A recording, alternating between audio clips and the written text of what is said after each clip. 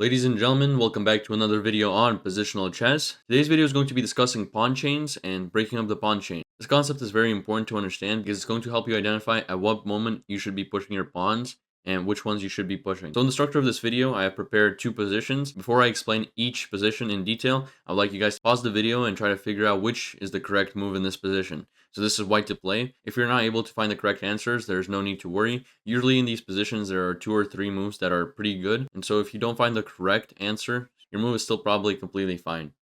With that being said, I'm going to start talking about this position now. So pause this video, figure it out, and let's go. So the move in this position is c5. Now let's try to understand how we would ever come up with that.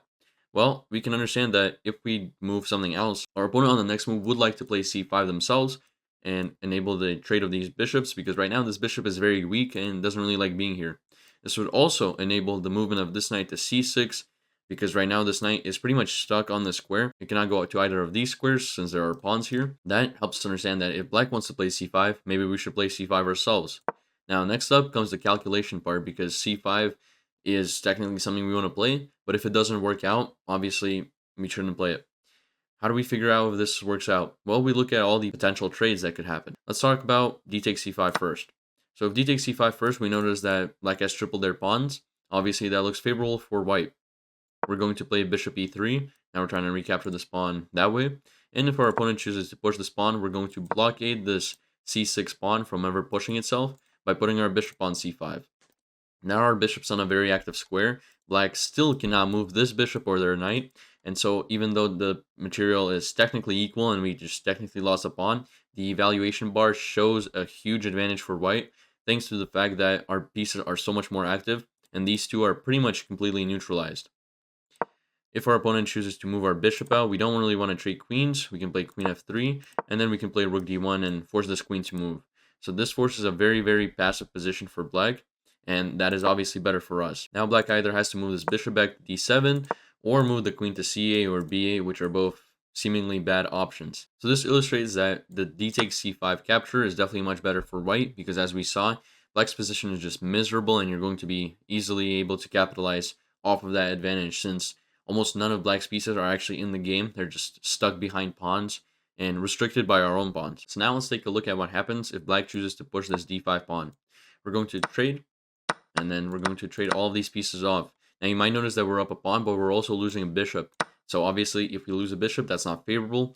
However, we have the very nice move queen e4 check. And so at the end of this position, black can no longer castle, and we're just pawn up. Obviously, once again, a very favorable position.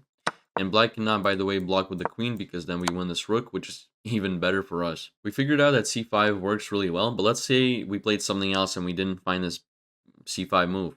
If we played something like bishop e3, we would get met with c5. Now this bishop is kind of blocked in. This trade is now possible, and so afterwards, black has eliminated their weakest piece, which was this d7 bishop.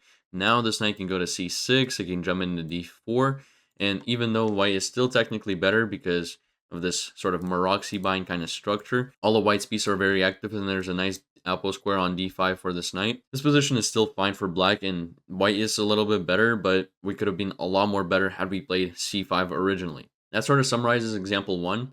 And now let's take a look at the second game. In this position, it's once again white to move. This position is more equal than the previous example, where white just had a good advantage right off the bat, regardless of what move they played. So once again, pause the video, take a few seconds, and try to figure this out. And let's go. The move here in this position is b4. So why b4? Let's take a look at every possible option. If we decided to do something besides b4, let's say we decided to move the rook to c1, we would get met with b4 ourselves. Black would close his pawn structure down. Now we can look at our knights and acknowledge the fact that our knights have nowhere to go. This knight can go to f3, but then where does it go from there, right? g5? Obviously not. This knight cannot jump into f5 because of this pawn. So we've locked all of our pawns inside. Our bishop is extremely passive. Our queen has nowhere to go. This position is just passive. Now this isn't losing by any means, but oh my god, is it going to be impossible for a human being to maneuver this game and find some sort of advantage if you're playing the white pieces. This position is so much easier to play from the black's perspective, who has a very easy pawn break on f5 coming pretty soon. So with that being said, we identify that b4 is something that we do not want to allow, so then we consider the move b4 ourselves. Let's take a look at every single capture. So c takes b4, most natural move. This has enabled the move c5. We're pushing this pawn. You have a very strong kind of pawn chain. If this capture happens, we're going to capture with our queen. Now we have this knight under attack from both pieces. You're going to get something like g5, bishop g3. This rook goes to c1. You recapture this b4 pawn, and you're simply in a better position because these two pawns are very strong. You can push d6 quite soon, so if one of these knights doesn't move out of the way, you're just going to push d6 and fork them, and you're definitely going to be better. So c takes b4 cancels out. We get a very comfortable position with our queen being very active and these two pawns being very strong. Well, what about b takes c4? Well, you simply play b takes c5, and now you're going to capture this pawn very shortly. This capture is not possible because of d6, and you fork these knights and simply win the game. So instead of that, your opponent might do something besides, losing a game and play knight b5, for example, in which case you can take this knight, push this pawn to c6. Now this bishop is forced to retreat into complete passivity, and then you're going to capture this pawn with your knight. You could technically capture with your bishop, but the way to kind of eliminate which piece you should capture with is to first look at the possibilities. So this bishop has a very wide range of where it could go. It could technically go anywhere on the diagonal, depending on whether those squares are open or not. These knights are limited in where they can go. This knight specifically can only go to f5, and right now it doesn't really serve any purpose in protecting this d5 pawn because that's not necessary. We have this knight and this queen protecting the e4 pawn, and so right now this knight is technically our worst piece. So by capturing on c4, we're allowing this knight to jump into b6 very shortly, and we're going to be good from there. Additionally, if we were to capture with this knight, this would be okay as well, but it's not as good because this e3 knight is very passive.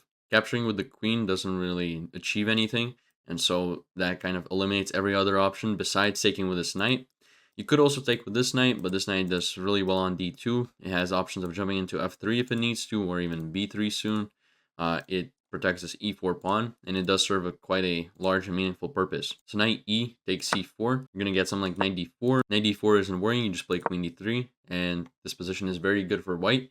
You have the opportunity to jump this knight into b6, and then you're going to push this pawn at some point and promote it. We've now established that b takes c4 isn't a very good possibility. So what if black does something that isn't capturing either of these pawns? Black could play knight c8 with the idea of after these pawn captures occur, black could play knight d6 and have a nice knight on d6 attacking this e4 and c4 squares.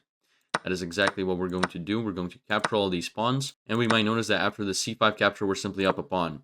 Black might see compensation in the form of knight d4, but black is simply going to be met with bishop takes a6. And at this point, you're up 2 pawns. You're not going to be able to hang on to both of them. Black's position is technically better from the activity perspective. However, you have a 2-point material advantage, and so you definitely have the lead in this game. So by going through all these variations, we've established that b4 is in fact a viable option, and therefore b4 is the best move.